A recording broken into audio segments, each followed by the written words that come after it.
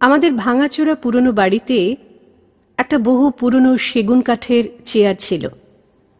বেশ বড়সড় চেয়ার। পিঠে ঠেস দেওয়ার জায়গাটা ছিল কারুকার্য করা।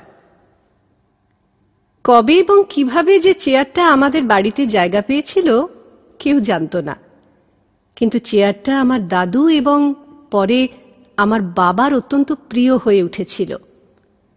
বাবা ওই চেয়ারটাতে বসে প্রতিদিন সকালে খবরের কাগজ পড়তেন। ছুটির দিনে ওই চেয়ারটিতে বসে অলস মধ্যাহ্নে পড়তেন রবীন্দ্রনাথের সঞ্চয়িতা কিংবা রামকৃষ্ণ কথামৃত। আবার ওই চেয়ারে বসেই বারান্দায় রাখা মস্ত রেডিওটা চালিয়ে খবর শুনতেন। বাবার বন্ধুরা কেউ এলে বাবা ওই চেয়ারটাতে বসেই তাঁদের সঙ্গে গল্প করতেন। বিকেলে ওই চেয়ারে বসে বাবা চা খেতেন, মাঝে মধ্যে গুনগুন করে গাইতেন রবীন্দ্রনাথ বা অতুল প্রসাদের কোনো গান। বর্ষার সন্ধ্যায় ওই চেয়ারে বসে বাবাকে মুড়ি তেলে ভাজাও খেতে দেখেছি। চেয়ারটা বাবার বিশেষ প্রিয় ছিল। এখন যে নতুন ফ্ল্যাটে আমাদের ছোট পরিবারের মাপা জীবন, সেই ফ্ল্যাট বাড়িতে আমরা এসেছি বাবার মৃত্যুর পর। আমাদের পৈতৃক বাড়িটা জরাজীর্ণ হয়ে পড়েছিল, কিছু অংশ বেশ বিপজ্জনকও। তবু বাবা বেঁচে থাকতে ওই বাড়ি ছেড়ে অন্য কোথাও যাবার কথা আমরা ভাবতেই পারিনি, সাহস হয়নি।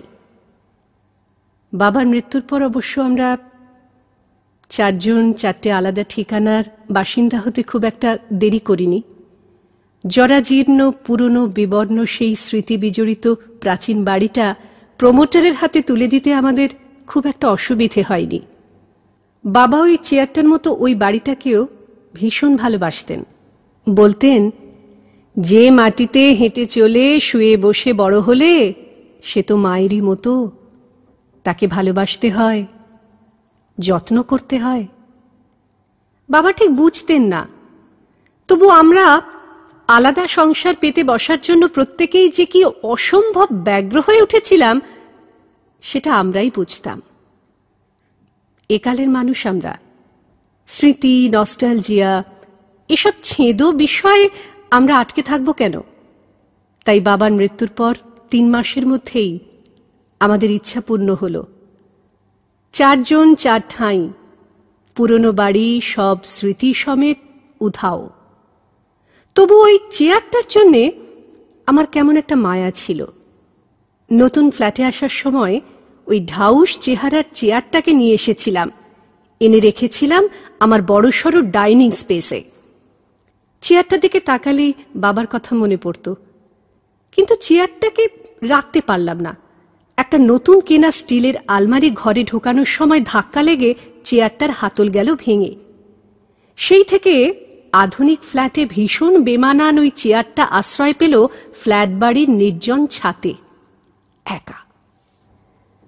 চেয়ারটা ছাতে একা একা বৃষ্টিতে ভেজে, রোদ্দুরে পড়ে, অনেক নিচে সাজানো সুন্দর ফ্ল্যাটে আমাদের নিজেদের সুখে নিজেদের স্বস্তিতে সময় ফুরোয়। একদিন ভোর রাতে স্বপ্ন দেখলাম বাবা এসেছেন।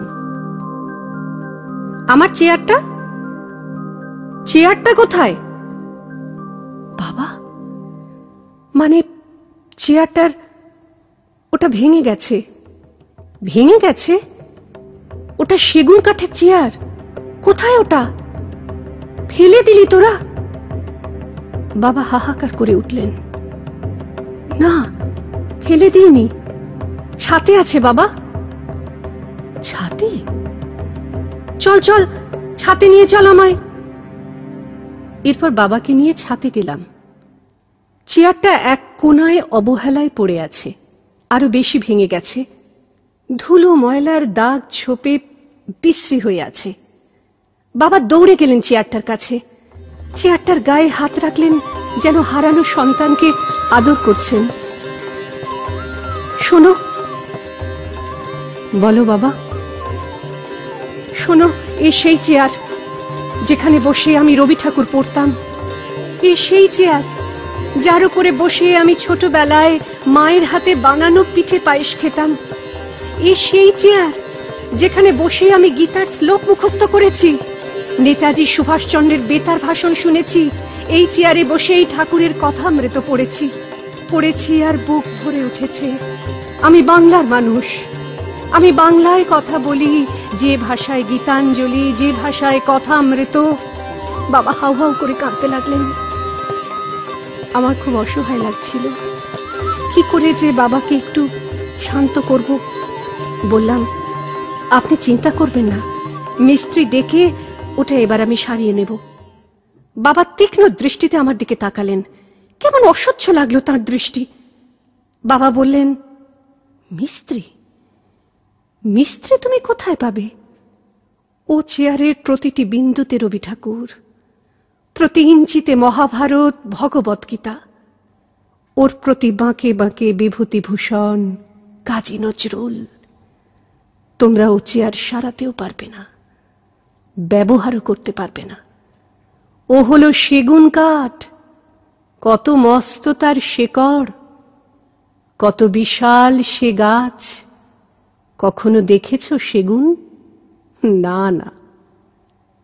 ও চেয়ার এখানেই পড়ে থাক, এই ছাতে, এই কোনায়, এই একাকী নির্জনে। বলে আবারও বাবা কাঁদতে লাগলেন, যেন সদ্য সন্তান হারা এক পিতা। হাউ হাউ সে কান্নার শব্দে